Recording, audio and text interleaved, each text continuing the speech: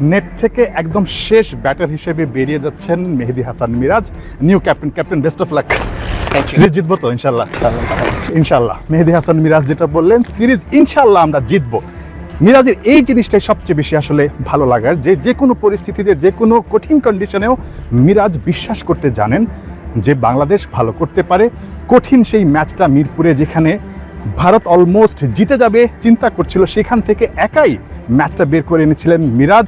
পাকিস্তানে 26 রানে 5টা উইকেট পড়ে যাবার পর সেই রাওয়ালপিন্ডি টেস্টে মিরাজ কিন্তু দারুণ ব্যাটিং করে লিটন দাসকে নিয়ে ম্যাচটা জেতায় বড় একটা ভূমিকা রেখেছিলেন।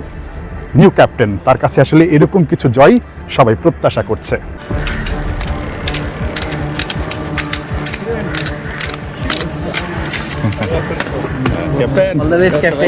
ক্যাপ্টেন মিরাজের নামের পাশে যুক্ত হওয়া ছোট্ট শব্দটার ওজন অনেক, চাপও বেশ। তবে আপাতত মিরাজ নতুন পরিচয়টা বেশ উপভোগী করছেন। তাসকিনদের মতো টিমমেটরা পিঠ চাপড়ে সাহস দিচ্ছেন, বুঝিয়ে দিচ্ছেন সবাই তার সাথেই আছেন।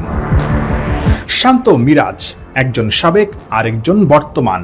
ক্যাপ্টেন্সির ব্যাটনটা হাত বদল হলেও বদলে যায়নি সম্পর্ক। দূরে নয়, ছবির মতোই পাশে থেকেই তাদের ছুটে চলা। একই যে দুই বন্ধুর গন্তব্যটা, দেশের জন্যই দুজনের এই লড়াইটা। প্র্যাকটিসের নয়া কাপ্তানের প্রথম দিন চোখে পড়ার মতো ছিল বেশ কিছু ছবি। শুরুটা টিম মিটিংয়ে, তপ্ত গরমেও আলোচনাটা বেশ লম্বা হলো অন্য দিনের চেয়ে।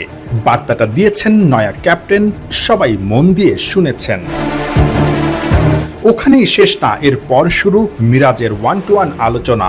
কখনো রিশাদকে বুঝিয়ে দিচ্ছেন নিজের ভূমিকা, কখনো তানজিম সাকিবকে দিচ্ছেন টোটকা, আবার কোচিং স্টাফদের সঙ্গেও করেছেন আলোচনা। মিরাজ জানেন দলের সবার সঙ্গে ক্যাপ্টেনের আন্ডারস্ট্যান্ডিং আর ইনভলভমেন্টটা কতটা জরুরি। সব শেষ করে মিরাজ নিজের কাজটাও করেছেন বেশ মন দিয়ে, তড়িঘড়ি করে ছুটে গিয়ে। নেটে বল করেছেন লম্বা সময়, আবার ব্যাট করেছেন মনের মতো করে। নেট থেকে যখন সবাই ড্রেসিং রুমে, তখনও ব্যাট চালাচ্ছিলেন ক্যাপ্টেন। দলের জন্য নিজের জ্বলে ওঠার তৃষ্ণাটা যে মিরাজের বেশ পুরনো। এখন দায়িত্বটা আরও বাড়লো, নিজে পারফর্ম করতে হবে, আবার পুরো দলকে সামনে থেকে নেতৃত্বও দিতে হবে।